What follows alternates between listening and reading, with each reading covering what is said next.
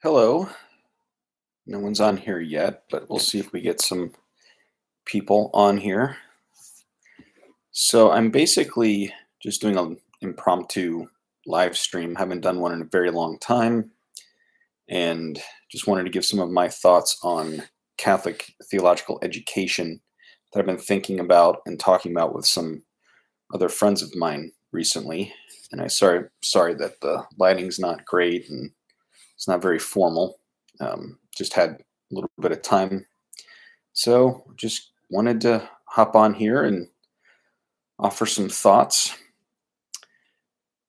Hello, Zachary. Where have I been? Well, I've been extremely busy with a lot of different things, um, mostly work and, an important situation going on in our family right now that I could ask for prayers for. We're not going to go into details. I mean, we're fine ourselves as a family, but we have some challenges we have to deal with, as everyone does. So um, everyone's healthy, so that's good, and we're all doing well in our bonds and everything. But yeah, just been extremely occupied with life challenges and work and things of that sort. So I have to give priority to work now. So since I'm working full time in theology, I can't really give a lot of time to this channel. But you can always catch my work that I'm doing for the Word on Fire Institute. Got a lot of great things coming out. Probably this spring, I should have a couple of different things coming out. So be on the lookout for that. Anyone else on here? Let's see. It looks like we have about 3. For those of you who just joined, once we get some more people in here, I'm going to just offer some random comments on Catholic theological education.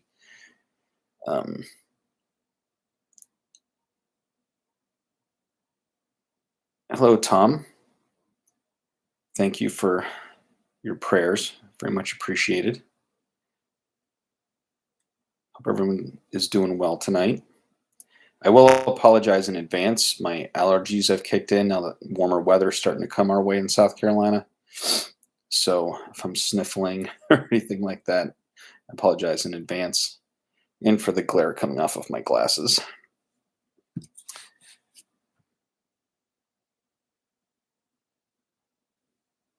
Hi, Haley. Although I always wonder if it's Haley or Hallie. I don't know if you can clarify that in the chat somehow. Number 1 would be Haley. Number 2 would be Hallie. Is it 1 or 2?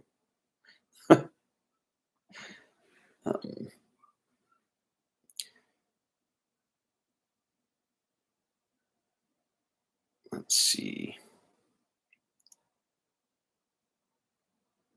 So just to give some time for people to join, if anyone has any random questions to start, that'd be good. Oh, that's good to hear, Haley. I can't find Zachary. I can't find a girlfriend. I'm 35 and no girl has been attracted to me in 9 years since my divorce.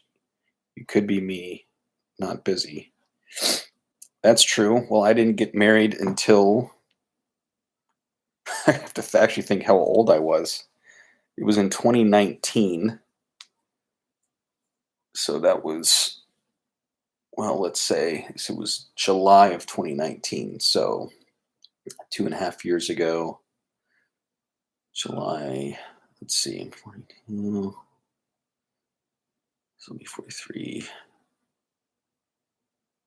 I guess I was like 39 or 40. Oh, that's funny. Said I'm no Dr. DeClue, but that's great, Hallie. So Hallie, can you is it Hallie or Haley?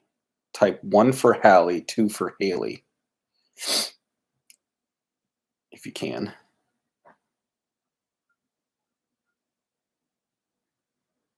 So anyway, Zachary, I mean, yeah, I was 39 or 40 when I got married. Um, so, I had similar experiences of you in that regard in some ways. Sometimes just wait for the right one to come along, the right time.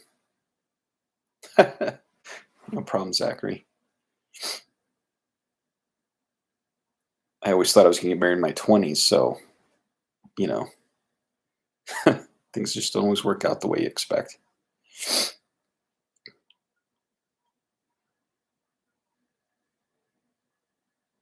All right. Any other random questions or anything before we start on the topic?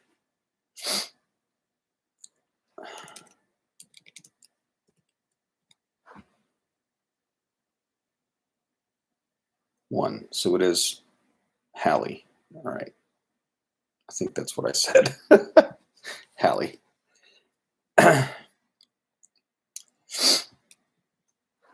Okay, so we've got four people.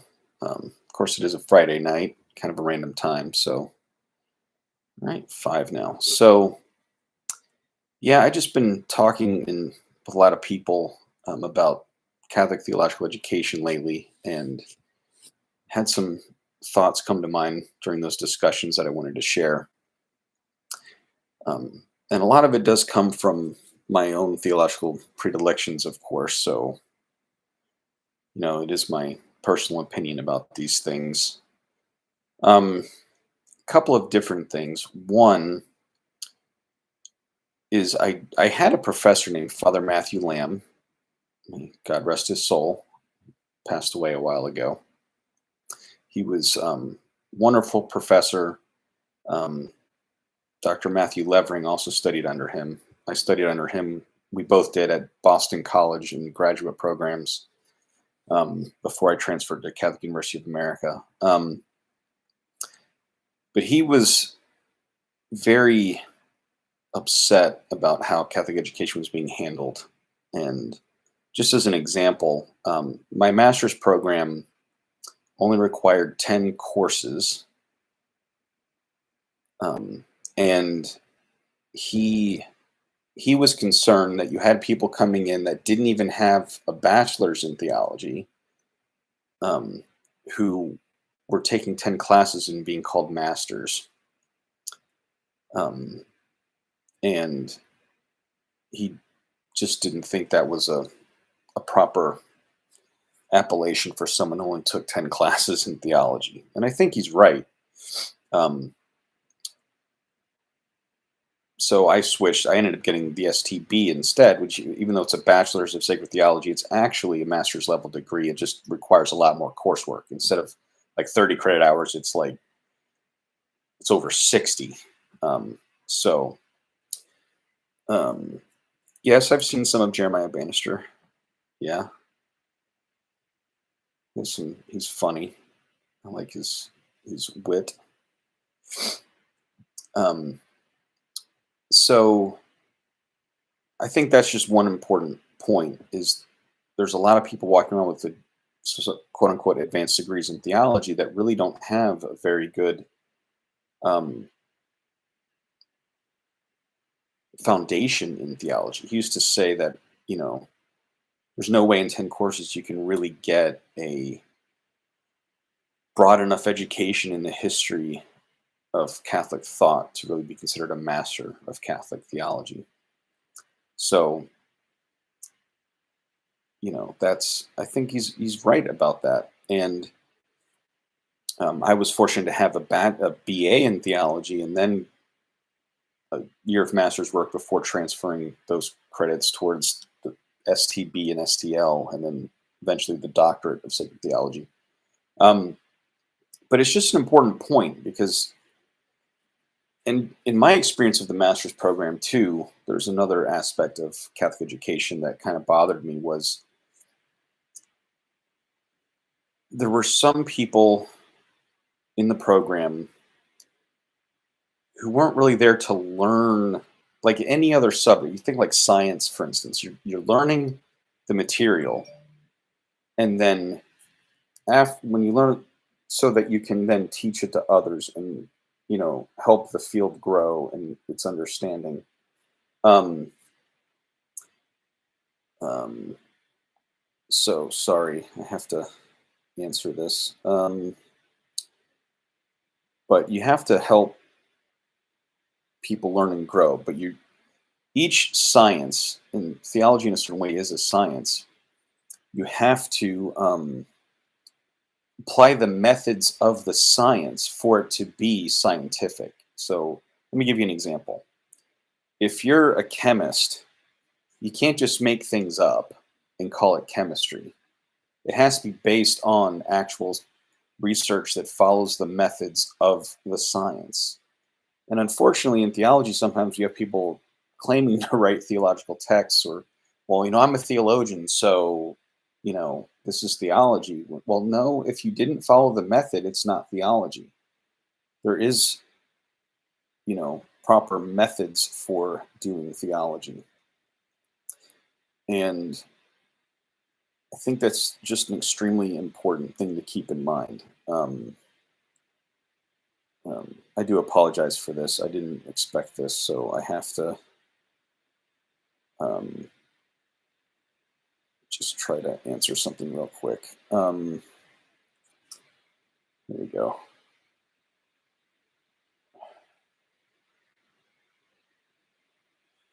So, anyway,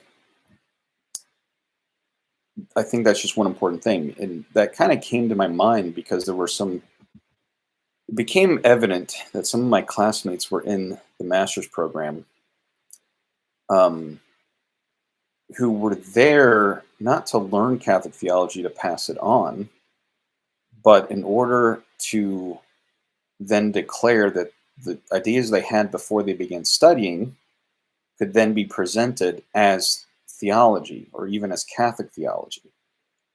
But then that means it really had nothing to do with their education. It's just their own feelings about things now being backed up by a master's degree. And that's not really theology.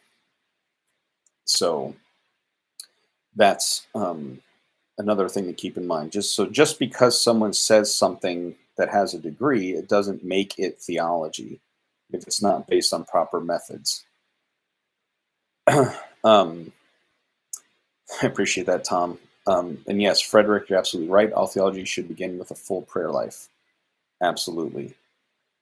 And so I'm a huge fan of Saint Bonaventure. Just checking to see if my dog perked up. His name's Bonaventure. Hey, Bonaventure.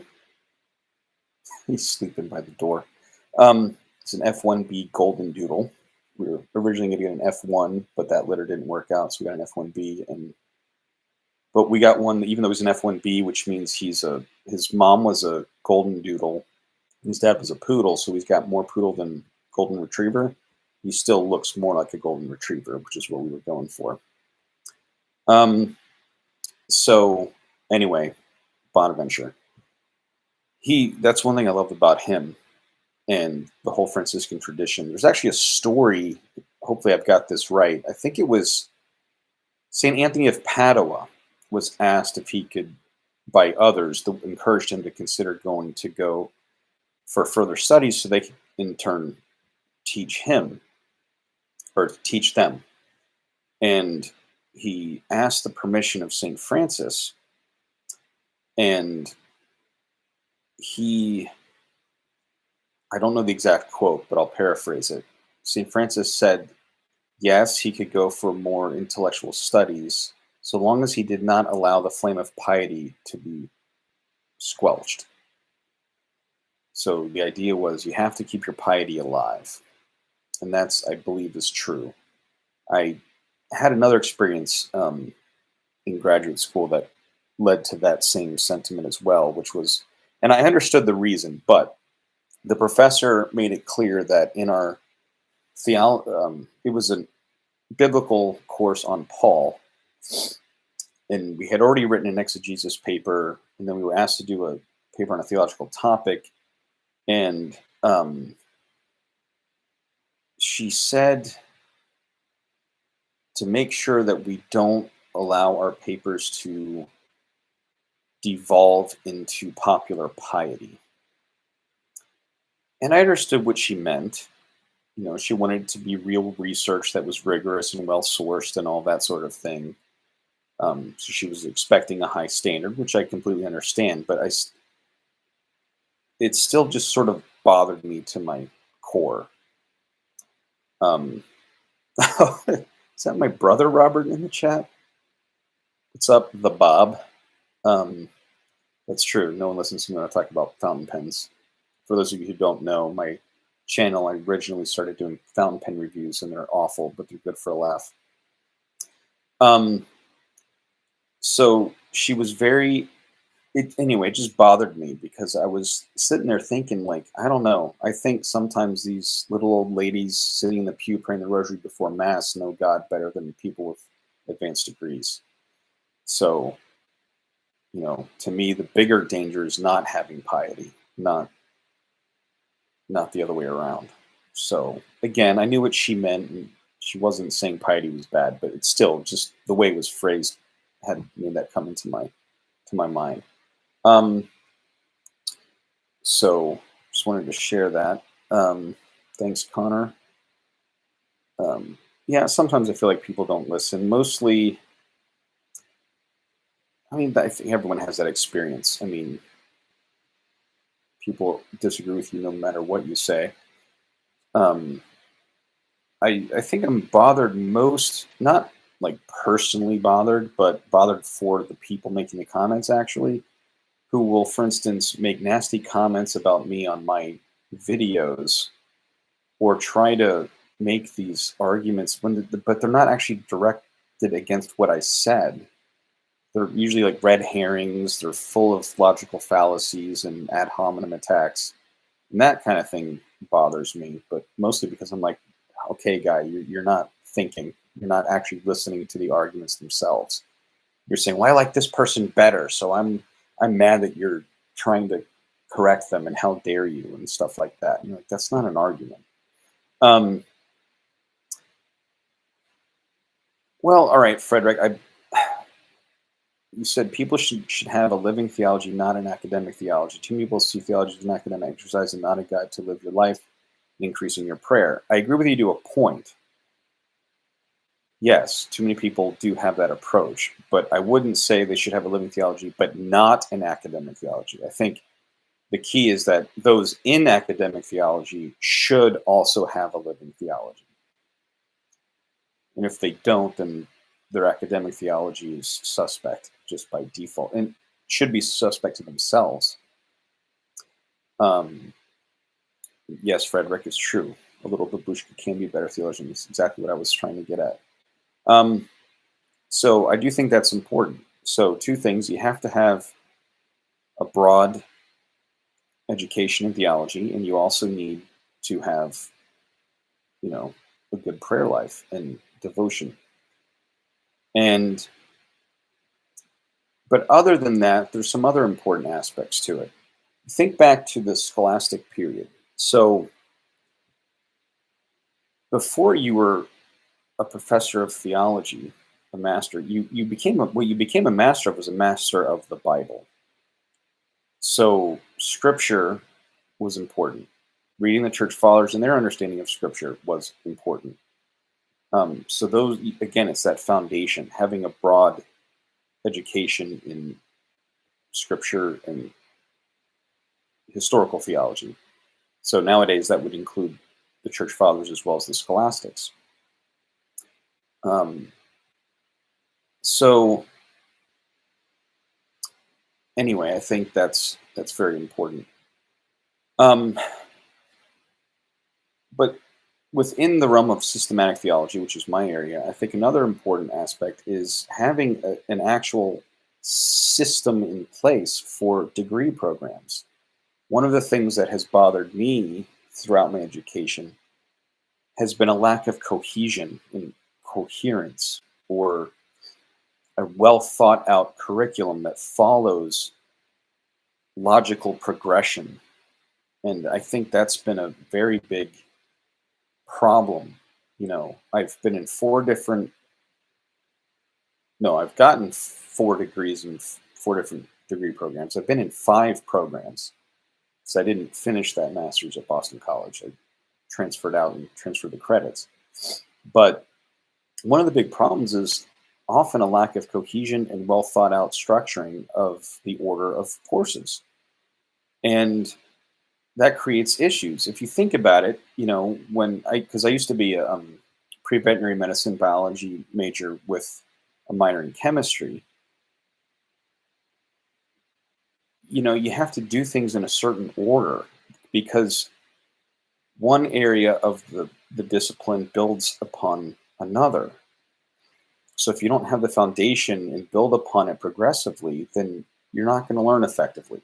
You can't take biochemistry before you've taken basic chemistry courses, if you get what I'm saying. And the same thing is true in theology. But it's also because there's a logical order to understanding the mysteries of the faith. So in my view, you should have a well thought out logical order of how you study things.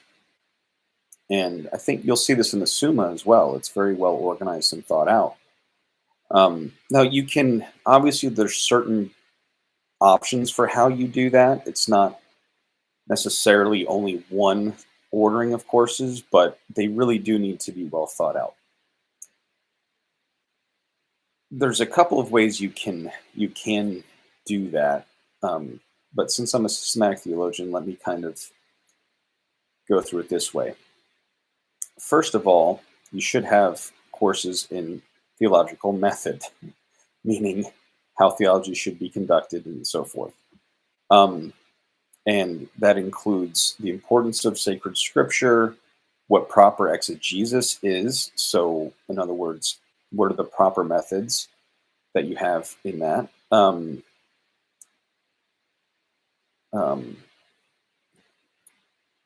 I So yes, I mean, I'm helping We're on Fire develop some stuff, and we've thought about these issues. I can assure you. Um, so you have to have proper methods, and you have to have proper philosophy as well, and that includes sound metaphysics. I think most fundamentally importantly, without metaphysics, everything falls apart. So I think that's very important. Um, So getting back to the subject of the ordering of the courses, if you want to go back and see my video on, um, I have a video from like over a year ago called Catholic Systematic Theology and Overview. I kind of go through that in more detail. But for me, everything begins and ends with the Holy Trinity. That is how everything starts. But before I get into more details, I want to discuss something that St. Thomas Aquinas says at the beginning of the Summa when he talks about how a lot of books for beginners are lacking. And one of the reasons he gives that they're often lacking is they don't follow the order of the discipline. Um, the order of, he calls it, well, so he gives you, there's two different orders that you can talk about. There's the order of the discipline, which I also like to call, in this case, the order of ontology, which is metaphysical order, or you could call it the order of causation. It's sometimes it corresponds with the historical order, so the progression, like the salvation historical progression, which is different than the Ordo Inventionis, which is Latin for the order of discovery. And so we often learn things in the reverse order that they happened. We discover the truth by working from effect to cause, right? But things make more sense when you actually present them from cause to effect. So when you're trying to discover something that's yet unknown, you're working backwards. But when you're trying to present it to someone else, you present it from front to back. So from the cause to the effect. And I think that's very important. An example I often like to use is if you watch like a CSI episode, right? You start the episode at the crime scene, and there's, a body over here, blood splatter over there, and whatnot, furniture moved, whatever. And throughout the show, they're trying to figure out what happened. and they're looking at what is the case now, the effect of the crime, and they're trying to work backwards to find out how it happened and who did it. And then at the end of the show, you usually get a recap where they walk you through and they show you how it actually happened. So even though they discovered it one way, it makes more sense when you finally get to see it from beginning to end. And so that's why I think it's important um, to structure courses in that way. And for me, again, I think the Catholic theology should begin with Catholic systematic theology should begin with the topic of the Holy Trinity, because that is the source and the summit, is the origin and the end of all things. Everything comes from the Trinity, and everything is ordered to return back to the Trinity. It's why everything exists. So it is theology after all, right? It's a word about God. And so God should be the starting point. Oh, thanks, Connor. Yeah, he's a great theologian. Um, thanks, Tom, for your kind words about the Ratzinger interview. I'm working on a book on Ratzinger's thought right now. So, well, Pope Benedict XVI, same thing. And this is part of why I'm talking about this, because to me, that was a very important part of the book. So to go off on a tangent that relates, one reason I'm writing the book, because if you think about it, there's tons of secondary literature on the theology of Ratzinger / Pope Benedict XVI out there. And there's some good books, a lot of great information.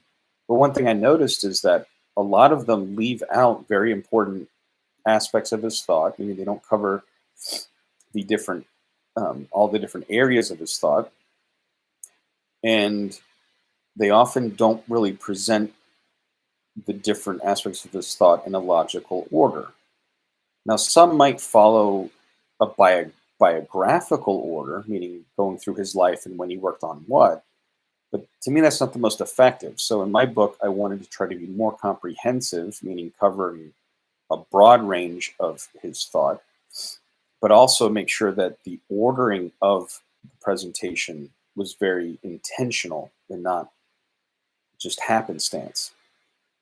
Thanks. I'm glad you want my tangents. So that's one thing I'm doing. And my book largely follows what I'm about to say here. So you begin with the Trinity, right? You understand who God is in himself. One God, three persons, and you go through all of the aspects of that before you then get into the created world. And so then you can delve into creation and particularly theological anthropology, which is a theology of man, because then man is understood as the image of God, right? And that helps you, because you can't really even understand man apart from God, because man is the image of God. So after that, I mean, you can discuss the fall and things of that sort. So the entrance of sin, which is all a part of theological anthropology. And then you study salvation. You do that by studying Christology. So I like to do things with starting with the Trinity, then creation / theological anthropology, then going into Christology. So how Christ. So you've had a course on God, you've had a course on theological understanding of man, including the fall. Then you have theology of the God-man, Jesus Christ, Christology, and how he saves, which is soteriology. And those usually are taught together. You could technically have a separate course on soteriology, but who Christ is and what he accomplishes are really hard to completely extract from one another. So that's how I present. And then you have what the results of Christology are, which for me is the church, which is ecclesiology, theology of church, which includes the origin, the nature or essence of the church, its structure, its mission, all those sorts of things, its relation to non-church members is included there. And then from there, I like to talk about the sacraments, which are particular ways that the grace of Christ's headship comes through the church to us. So then you can learn about the sacraments and how they work, and the different ways that they bring grace into our lives, which then I think leads into the moral life. So moral theology, because without the sacraments, you really can't live. It's really hard to live a good moral life. So, in the purpose of the sacraments, of course, is to give us the grace necessary to live a good life of the virtues and the beatitudes. So, to me, that's the logical order there. And what's the purpose of that? Because I mean, it's sanctification. Part of sanctification is being purified morally. Well, but the purpose of that, even further, is the life of heaven. And so eschatology is there. So eschatology, the last things, comes next. Now, some people, I did have one professor, Dr. Peter Casarella, who's a brilliant man. He used to argue that you should teach eschatology first. Well, for those of you who either were on Fire Institute members or who purchased the Evangelization and Culture Journal that we published, you get it free if you're a member, or you can purchase it separately. I've got an article coming out on eschatology in the next issue, which I think will be this spring. And the whole issue is on eschatology, but I wrote an article called Last Things First. So I'm kind of going into my own statement there, but bear with me. In that article, what I say is, okay, even if you save eschatology for the end, which I'm arguing for here, you should have some knowledge of it when you begin. And the reason being, you need to have the goal in mind before, I'm sorry, but I'm not a fan of that. It's not about the destination, it's about the journey. No, it's about the destination. Otherwise, you're just wandering aimlessly. So having the goal in mind helps you know what proper path to follow. So logically, I think eschatology comes last, which makes sense. It's last things. But that end points you back to the beginning, because what that end is union with God, who was the origin. And unfortunately, too many theology curricula are somewhat random. They just present courses, or they might say, okay, you have to take Catholic Systematic Theology 1, but then you just have to pick whatever other courses you want to pick to fulfill whatever you're interested in. That's not a cohesive system. And unfortunately, that leads to a lack in understanding. It leads to a lot of lacuna or gaps in one's education that I think are important. So, I mean, that's kind of my thought on that, is having a logical ordering of courses. And I'm very big on that, because I've experienced, when I think about how many years I've spent in education, I can get very upset about how much of a waste it was, in the sense of how ineffective it was, or how inefficient it was. Um, so, and maybe that's partly because I began as a student in the sciences as well. So I'm very big on logical progression from one course to the next. And I think they need to build on one another. And you really can't do that if it's not very intentional in how you structure your curricula. Now, granted, you do have to take, I mean, let's just face it, if I had my druthers, you'd only take one course at a time.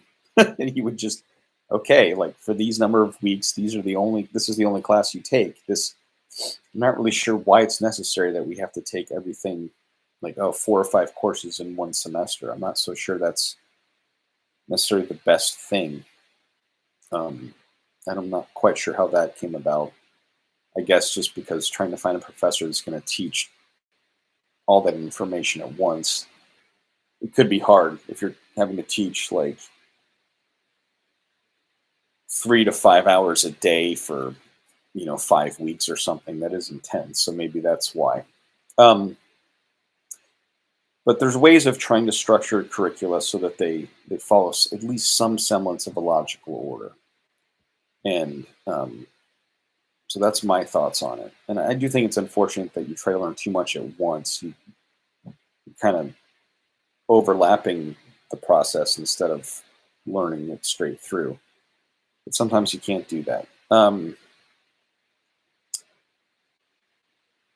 So, yes, the meaning of Catholic interviewed me on I think it was called The Greatness of Joseph Ratzinger or something. And I noticed in that live stream on the meaning of Catholic that someone was kind of upset. It was being nice about it and just kind of asking, but I didn't get a chance to respond about why we kept saying Ratzinger instead of Pope Benedict XVI. There's no slight against Pope Benedict XVI. It's because we were really focusing primarily on his thought as a theologian before he was Pope. So even though you'll see books like and even my book will have Pope Benedict's name in the title, when you're talking throughout my book, I will use the name Ratzinger when I'm talking about something he did before he was elected, because it's not really proper to retroactively call him Pope, because then you're because there's a theological distinction. So I understand the guy he was just worried that we might be being disrespectful, but the reality is, if I'm talking about Introduction to Christianity or the book I actually like better, Principles of Catholic Theology, I'm not going to say Pope Benedict said, because Pope Benedict didn't say that. Cardinal Joseph Ratzinger said that. And I just think that's a very important distinction, theologically speaking, because if you're talking about, well, the Pope said this, you're talking about before he was elected. No, the Pope didn't, because he didn't say it as Pope, and so that's why we were using the name Ratzinger. For any of you who watched that, you may have been wondering.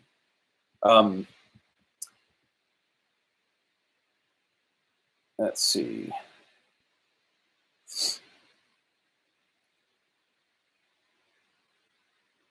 Yes, Frederick, you're probably right about that, Frederick. I actually wondered that myself, if that's why.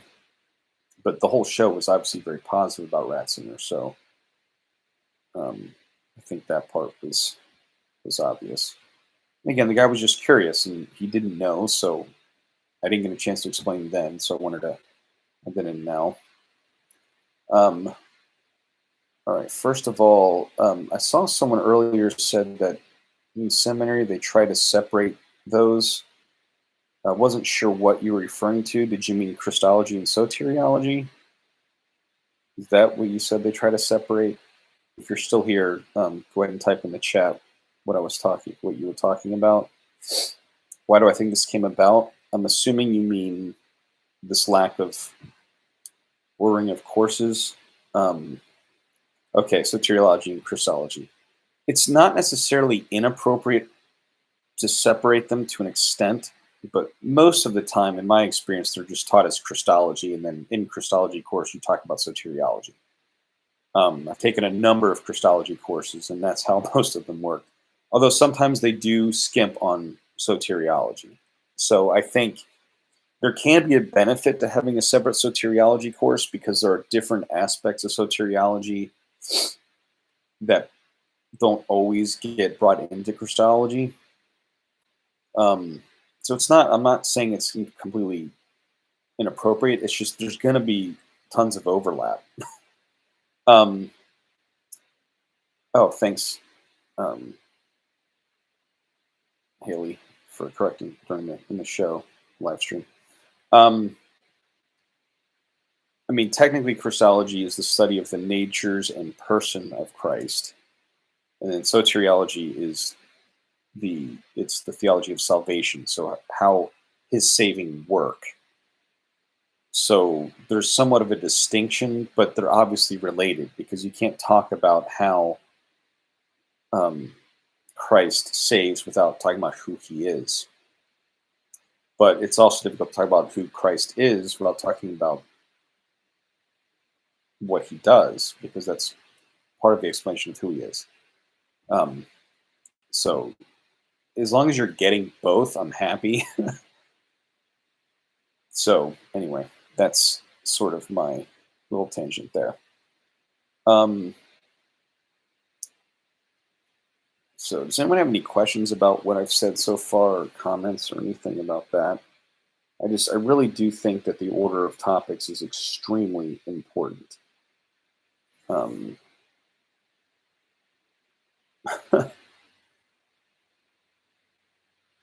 yeah, sure, do that.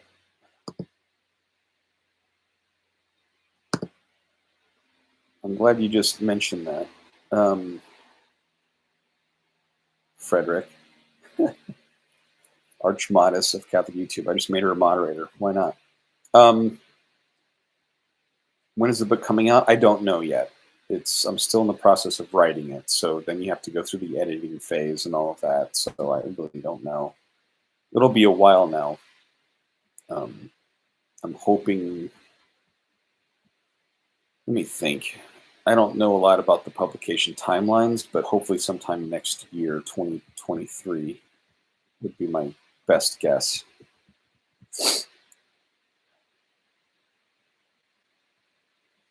I got to finish the manuscript and it's going through editing and all of that, and then who knows? But I'm sure they've got tons of other stuff they're publishing. So,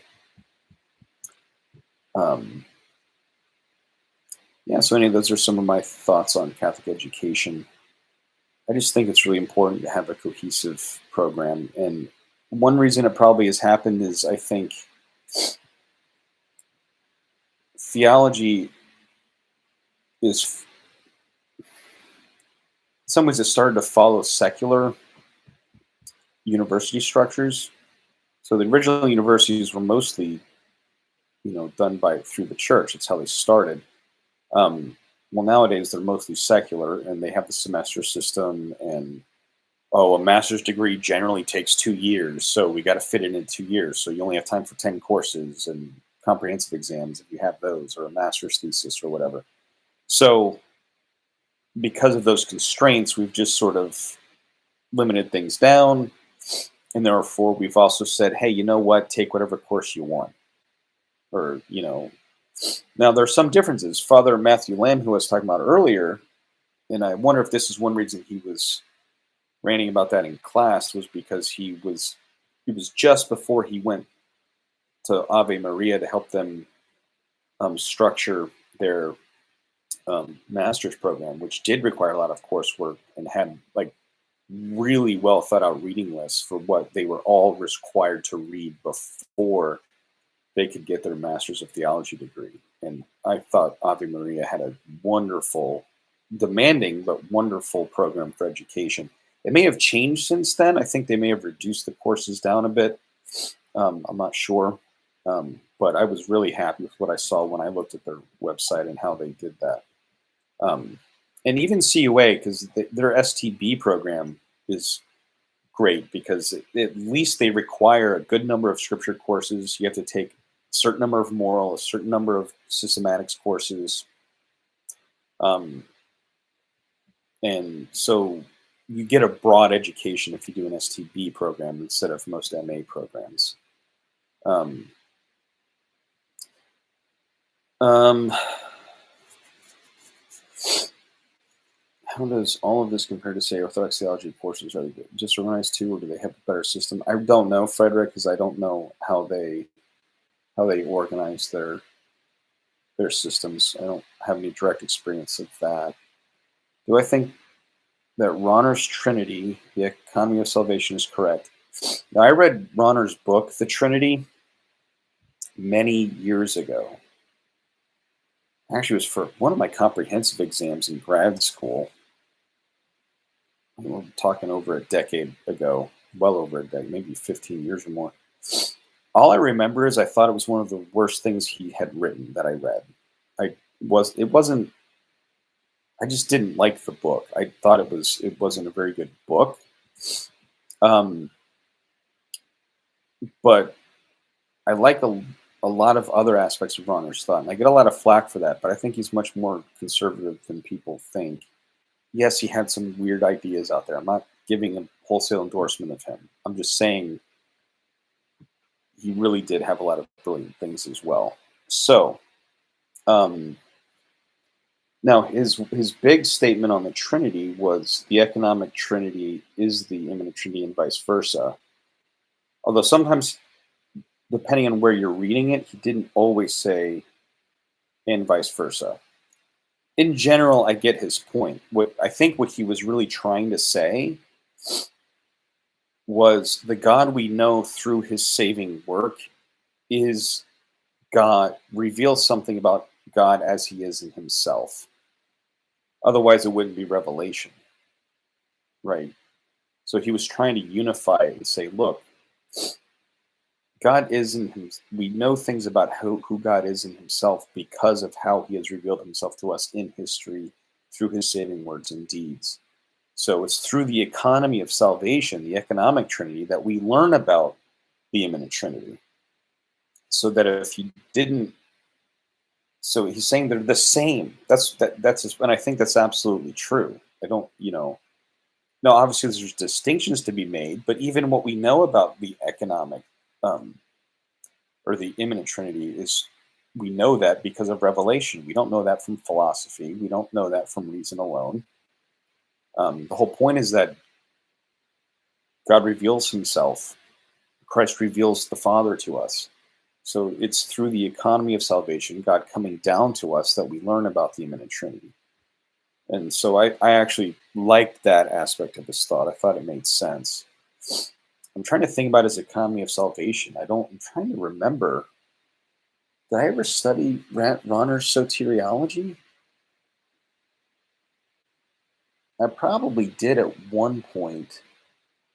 He did have a position on salvation that I tend to agree with, but it's basically the same position as Saint Bonaventure and a lot of the Eastern theology, Eastern Catholic and Eastern Orthodox theology, which is in his view. So just because you brought this up, he has some interesting points about this. And Ronner, because there's we love hypothetical questions in speculative theology, right? Ronner discusses the hypothetical question: would Christ have become incarnate if man had not fallen? Right. So, and he basically says yes, just the way that Saint Bonaventure would, and the way that the Eastern Catholic, Eastern Orthodox theology would. Um, the reason is he sees the union between God and man as the very reason for creation itself. So that in many ways, creation and salvation are two sides of the same coin. God creates man in order to unite man to himself. So the whole purpose of creating, whether man falls or not, is intimate union with God.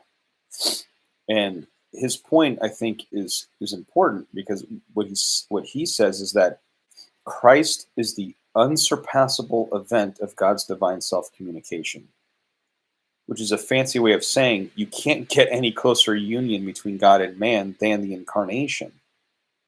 And then for other humans, the being able to see the humanity of Christ is a theophany in a way, right? So you're seeing God through your encounter with Christ, and we will have that in heaven.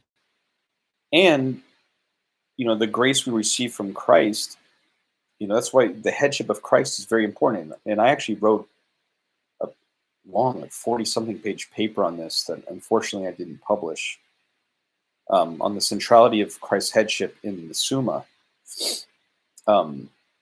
There's something very profound and deep and beautiful about God taking on humanity to himself and thus uniting us to himself in a very special way by becoming one of us. And that could happen without the fall. You don't need the fall. So he's somewhat Ronner and others are, again, St. Bonaventure included, and Eastern fathers particularly. You don't need the fall for that to happen. And he's kind of allergic to the notion that the incarnation is just a afterthought. as if, all right, well, since y'all fell and this is the most appropriate way to save you, I guess I'll do this. Um, because it's for him, it's like, well, why would if he's willing to do that for fallen humanity, why wouldn't he be willing to do that for a humanity that never fell? Because it's such a beautiful union. So he does have this notion of the incarnation was the goal of creation from the beginning. And so for him, in a way, he says the goal is salvation, and but not just meaning saving from sin, but raising us up to new and higher life and intimate union with God. That's the goal, which also happens to forgive sin, so that the it's not like, well, this is just a necessary thing to save you, so I'll do it. It's this is the goal all along, and by the way, already included in this is a process of healing should you have fallen. So in some sense, the forgiveness of sin is the side effect of the gift of saving grace, and we call it saving grace because of the fall. But even without that, this elevation, this participation, that's why I think it's important to use the terms deification or theosis, as they use in the East. It's the same thing. Sanctification, because we often use the term salvation, but sanctification, deification, theosis, that's the goal of creation. And as a part of that process in a fallen world, that includes redemption and forgiveness of sin. So, in that case, yeah, I think Ronner was right about that, if that's what you were asking about. I know that was a long-winded response, but hopefully that makes sense.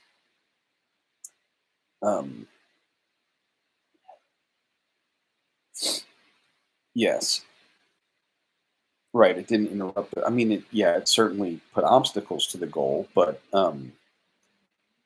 God was going to had to elevate human nature through grace anyway in order to attain the goal. Um, and that's you don't want to get me on tangents on nature and grace, but I think again that's fundamentally to Lubach's point is that I don't care about a hypothetical world. In reality, this is why God created. That's the goal. There isn't another goal. God's in the world God created, in the economy that we have, there's one goal, it's the beatific vision. There is no other goal. Stop pretending there is. I mean, that was his basic point. And again, he was trying to combat secularism. So I get really upset when people talk about de Lubac being some modernist. No, he was actually trying to defend his reading of Thomas. People can disagree on whether or not his interpretation of Thomas is correct or not, but I think he has a brilliant insight, which is, look, we can speculate about whether or not God could have done something different, but it doesn't matter. What he did was create in order to unite us to himself. There's no other goal. So we don't need to come up with try to make nature a self-enclosed system, because it's not made for that. Nature is made to be elevated. It's made for grace, even if it isn't grace. And that he does maintain that distinction. So some people say he doesn't, but he does. Nature needs grace, not just because it's fallen, but even without the fall, you need grace to be elevated. But grace is the goal of creation. So nature was created as that which could receive grace. So it's in some sense, our theosis or divinization is the final cause of the telos, the final cause of our creation, which means it's the final cause of our nature. Our nature was created precisely as a means of making that end possible. And so that's where I think de Lubac has it right, where it's you have to understand nature was created the way it is precisely because that nature needed to be the condition of the possibility for the reception of knowledge and intimate knowledge and love of God. It's the precondition for the beatific vision. And so if you want to understand nature, you can't understand human nature apart from what it was made to receive, even though it can't obtain it on its own. That's what it was created for. And I don't see anything modernist about that. He actually was trying to avoid secularism, who said you don't need grace, nature's fine on its own. Um, uh, so hopefully that clarifies some of those things. Uh, it's funny that you should say that, Frederick. Maybe our theology course should be taught by monks out in the wilderness. Possibly. I mean, that there's certain truths about that. I was taught by some monks. I went to Belmont Abbey College as an undergrad and loved it. Had great experiences. Abbot Placid there is one of the holiest men I've ever met, and one of the most brilliant and kind and great father figure to me in my life. So, um, so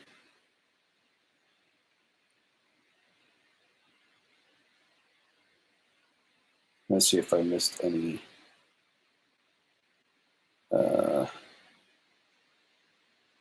Yeah.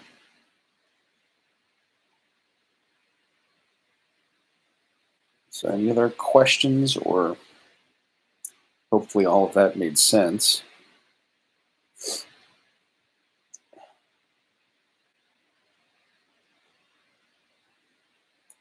Yes, no, it does make sense to have living theology by having an academic education. Um, I'm just not sure I'd say like all theology should be taught by monks because, again, um, when you say monk, I mostly think Benedictine or Eastern monasticism, which is different, of course, than like mendicant orders. And ora et labora is the Benedictine motto, right? Prayer and work. And some of them do education, but that's not really their main charism. So, and a lot of great theology did come out of monasteries, and actually, early universities were actually built around monasteries. So there's definitely some truth to that. I definitely think there needs to be an element of that included. And I think that actually raises another point. We've reduced education to coursework and exams and papers and all that sort of thing. Whereas the idea of education in the past was that it involves the whole person. In German, they have a term Ausbildung, and I think eudaimonia might be the Greek, but I could be wrong about that. My Greek's not great. But education was understood as the formation of the person as a whole, and not just learning facts. And so, yeah, the facts. There's more to life than just facts. So, ideally, a Catholic theological education, the academic aspect does not suffice. If you could have a great program that includes prayer and all that, it's even better. If you're a theology student who's not getting that directly through your university, you got to supplement that as part of your overall education, meaning the raising up, the building out and building up of yourself as a person. Um, uh, yeah, Frederick, it's possible. Could do that. And again, Benedictines do often have some great universities, so they kind of do that. It's just not their main. Yeah, and I guess one reason because the Dominicans and certain certain Jesuits do a good job of education, and they're not monks, even though they are religious. So I wouldn't want to exclude Dominican education, I guess is what I'm getting at, because the Dominicans are friars, they're not monks. There is a difference. Although, if you guys have not seen, what is it? The German is like in the Große Stille or something. It's like into. All right, the English is integrate silence. Wonderful, wonderful movie. Find it, watch it. I think it was it about Chartres? I don't know. I haven't seen it in probably 15, 20 years. I saw it in Washington, D.C. It's a guy asked a monastery to let him do a documentary on them. And I think they took them like a decade before they said yes. They said, "Oh, we'll get back to you. We'll pray about it." And then like 10 years later, like, "Okay, you can come now." But it's a great movie. I still think about it often.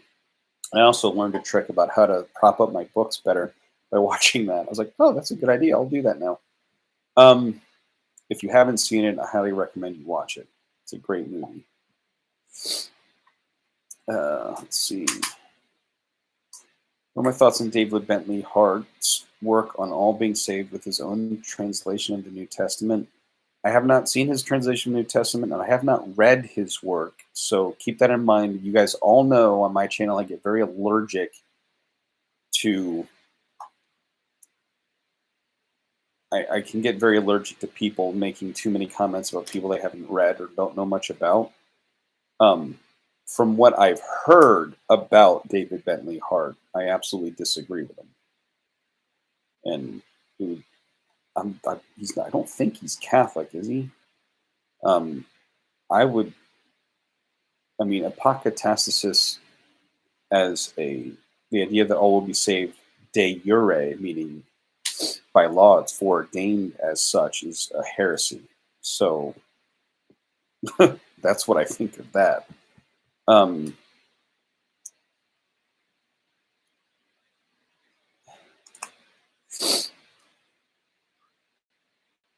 yeah, I mean, it would be a good idea. I mean, that's kind of what seminary is supposed to be, but not everyone's a seminarian. So the difficulty can be if you have students that are married or, have jobs on the side, it can be kind of hard to make those requirements. But it would be good, I think, to either have requirements of that or at least give students a recommendation on how to build that sort of life. Is he really Eastern Orthodox? I did. You see, that's how little I knew. I just assumed from his position that he must be Protestant. I never really had a desire to look into his work on that because, yeah, it doesn't really interest me. Um,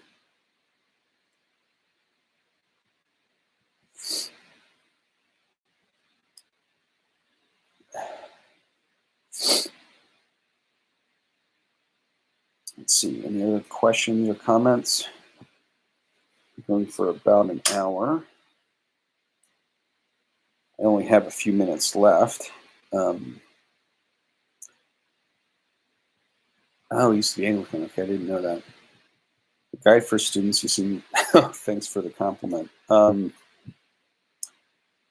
might one day, if I get a chance, write either an article or I've thought about writing my own Catholic systematic theology book or, introduction to Catholic theology book. It follows a similar outline to my Ratzinger / Pope Benedict book. Which, he was in your eschatology class. Interesting. So you kind of got to see it in its nascent form then, like as he was developing these things.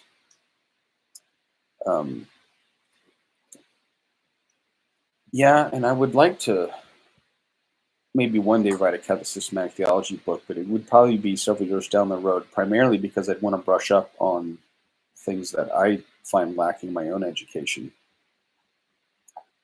The Maronite Church will triumph. This is a Maronite world. You're all just living in it. That's funny, Jacob. Now, I did have the opportunity to go to a few Maronite divine liturgies, and I admit it's very beautiful. And sometimes I don't know if they all do this all the time, but the fact that it's in, I believe, Aramaic, really inspires me, or because it's like, if you're hearing the words of consecration in the words in Christ's language that he would have spoken. I think that's super cool. Um, but yeah, the Maronite Divine Liturgy is beautiful. All the Eastern ones are. I will admit I'm still partial to Latin chant.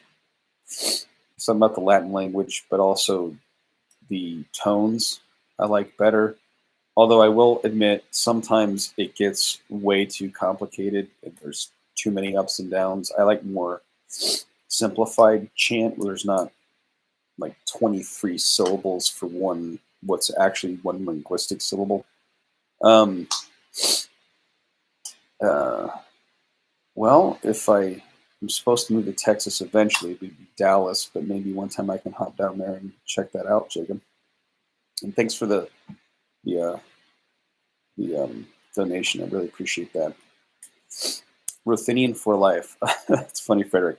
Actually, the first Eastern Divine Liturgy I ever went to was at St. John Chrysostom Byzantine Ruthenian Catholic Church in Columbus, Ohio. It was my paternal grandfather's funeral.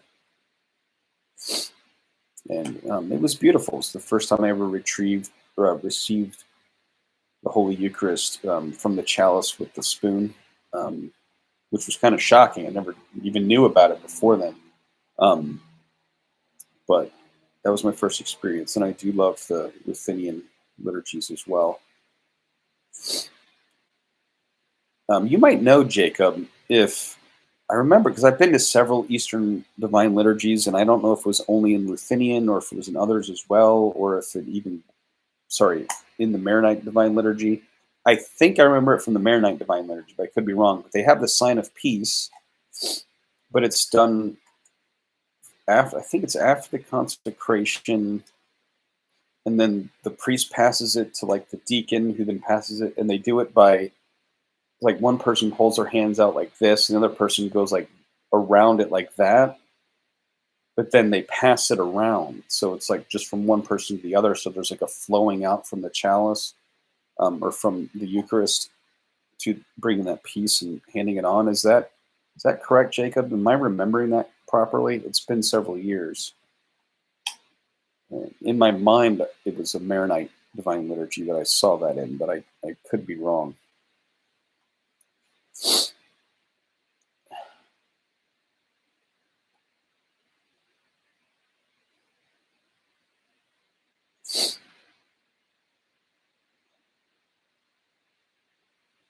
Okay, it's the beginning of the anaphora.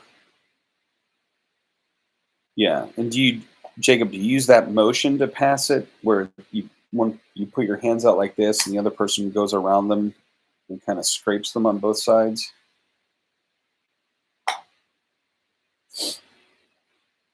Is that how you do it? Be interested to know. I remember seeing that, and I just can't remember exactly which. Okay, so it probably was that. Yeah, I thought that was kind of an interesting. I kind of liked that symbolism of passing it on. And it also helps avoid the awkwardness of everyone reaching over pews and going down the lines and doing high fives and stuff. So I was like, that's, if you're gonna do the rite of peace, then that's the way to do it. That's what I remember from that. I mostly attend the TLM. Should go. We actually have a. What is it? Let me see it. I need to look. I can't remember which. It's Saint Ravka. Oh, it is. Wait a minute. Oh, it is Maronite. I didn't realize that. Okay, I've been there a couple times to the church, but I haven't gone to an actual service or divine liturgy there. But not far from me, I'm in Greenville, South Carolina. In Greer, South Carolina, there's St. Ravka Maronite Catholic Church. Maybe I'll go there tomorrow. I think they have like a 4 p.m. divine liturgy on Saturdays. Um, I didn't realize that was Maronite.